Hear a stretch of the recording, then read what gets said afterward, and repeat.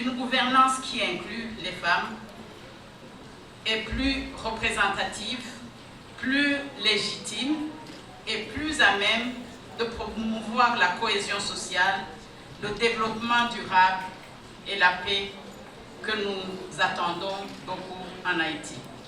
Cette participation peut se réaliser par deux grandes voies. La première est la voie électorale. Elle permet aux femmes d'accéder aux fonctions de représentation comme électrices, candidates et élues au niveau local et national.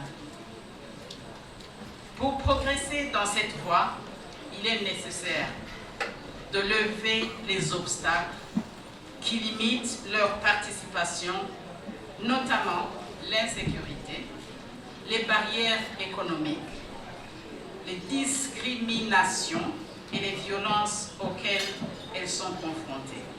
La participation des femmes aux élections n'est pas seulement une question de représentation. Elle est une question de démocratie, une question de justice et une question de stabilité. Elle est aussi une condition essentielle pour bâtir des institutions inclusives, plus légitimes et plus proches des aspirations de l'ensemble de la population. Lors de ma dernière intervention devant le Conseil de sécurité des Nations Unies, je rappelais que les femmes haïtiennes continuent de faire preuve d'un engagement remarquable pour la stabilité, la cohésion sociale et le développement du pays. J'ai également souligné que leur participation au processus décisionnel peut être plus significative. J'ai affirmé qu'aucune transition et aucun processus électoral crédible ne peut être envisagé sans la pleine participation des femmes. Le message que j'ai souhaité partager aujourd'hui s'inscrit dans cette même continuité. Il est important de continuer à améliorer les conditions nécessaires pour une participation accrue des femmes comme électrices, candidates, observatrices, membres de ces structures électorales et actrices du débat public. Je voudrais à cet égard féliciter les autorités haïtiennes, ici représentées par le ministère de la Condition féminine et des droits des femmes, pour le leadership dont elle fait preuve, notamment à travers 3 chantiers majeurs qui contribuent à renforcer les fondements de l'égalité entre les femmes et les hommes en Haïti. C'est avec beaucoup de plaisir et surtout avec un profond sentiment de responsabilité que je prends la parole aujourd'hui à l'occasion de cet atelier de réflexion et de mobilisation autour d'un sujet qui touche au cœur même de notre démocratie, la participation des femmes au processus électoral. Le thème de notre rencontre est clair: vers la participation des femmes au processus électoral, le MCFDF se mobilise. Pas de démocratie solide si plus passer moitié population pas participer pleinement dans la vie politique et électorale du pays. Femmes haïtiennes sont toujours là. Elles sont dans nos familles, dans nos communautés, dans nos écoles, dans nos entreprises, dans nos administrations, dans les organisations de la société civile. Elles sont présentes partout où la société avance. Nous ne voulons pas seulement que les femmes soient des électrices. Nous voulons femmes candidats, nous voulons élire, nous voulons femmes diriger, nous voulons femmes prendre décision. Parce que la participation politique des femmes n'est pas une faveur que l'on accorde aux femmes. C'est un droit. C'est un droit démocratique, un droit citoyen et une condition essentielle pour construire une société plus représentative et plus juste. Le processus électoral ne commence pas le jour du scrutin. Il commence avec l'information du citoyen, avec l'inscription des électeurs, avec l'éducation civique et électorale, avec la participation dans les partis politiques, avec la candidature, avec la campagne électorale et avec la capacité de chaque citoyenne et chaque citoyen à comprendre et à exercer ses droits. Mais chaque étape, ça y est, femmes doit être présent.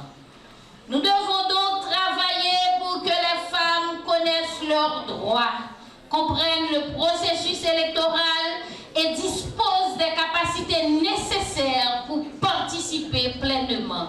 Mais surtout, nous devons créer un environnement qui leur permet de participer sans intimidation, sans discrimination et sans obstacles injustifiés. Je salue cette initiative du ministère de la Condition féminine et des droits de la femme qui nous invite à examiner le chemin parcouru, mais surtout à traduire nos engagements en résultats concrets. La participation pleine et effective des femmes à la prise de décision est une exigence démocratique.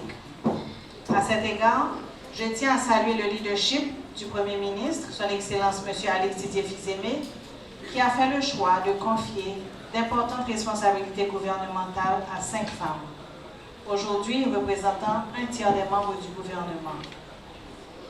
Je salue également l'engagement de mes collègues femmes ministres qui, chacune dans son domaine, contribuent pleinement à l'action gouvernementale. Cette dynamique, j'ai choisi de la traduire concrètement dans l'exercice de mes responsabilités au ministère des Affaires étrangères et des Cultes.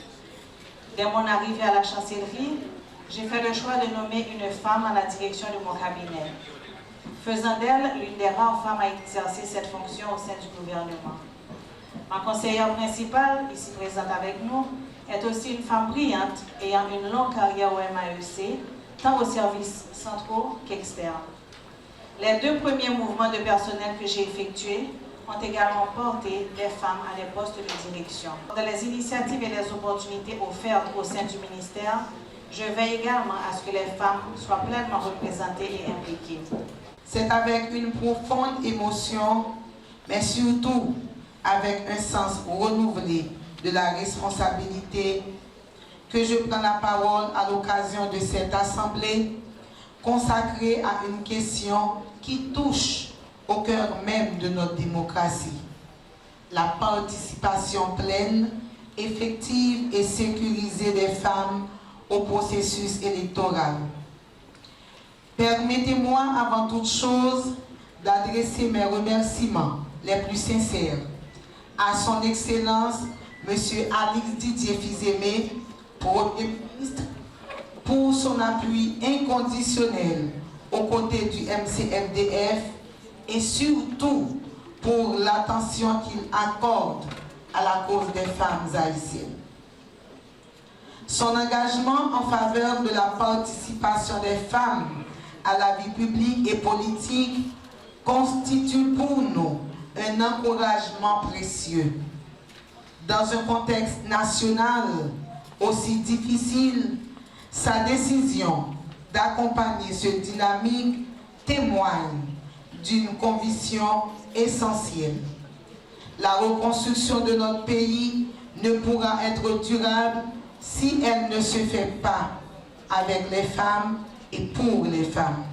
Le thème qui nous rassemble aujourd'hui est clair. Vers la participation politique des femmes au processus électoral, le MCFDF se mobilise.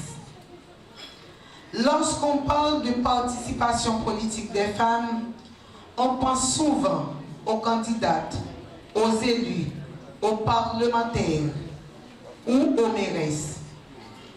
Mais avant d'être candidates et élues, les femmes sont d'abord des citoyennes, des électrices. C'est donc par le droit de vote que je voudrais commencer.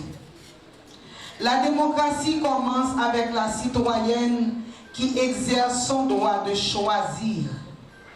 Elle commence avec la femme qui s'informe, qui analyse les programmes, qui interroge les candidats, les candidates et qui décide librement de la personne à qui elle souhaite confier son vote. Le bulletin de vote est un instrument de pouvoir. Lorsque nous déposons notre bulletin dans l'urne, nous ne faisons pas simplement un choix entre plusieurs candidats. Nous participons à la définition de l'avenir de notre commune, de notre département et de notre pays. Nous choisissons celles et ceux qui auront la responsabilité de gérer les ressources publiques, d'adopter les lois et de définir les politiques qui auront un impact direct sur notre vie. Voilà pourquoi la participation des femmes comme électrices est fondamentale. Les femmes doivent voter parce que leur voix compte.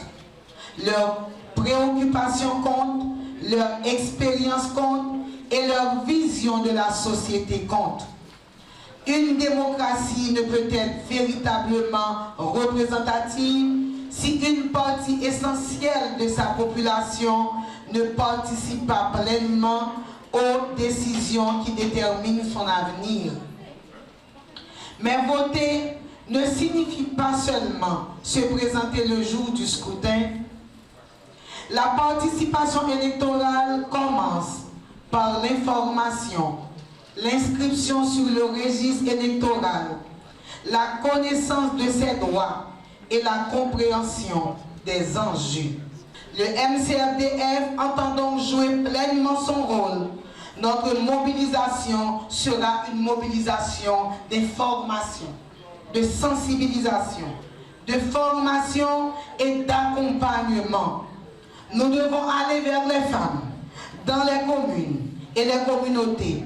Nous devons travailler avec les organisations de femmes. À l'issue de cet atelier, nous devons sortir avec une feuille de route où nous allons tous et toutes nous mettre ensemble pour mobiliser une masse critique de femmes dans tout processus électoral.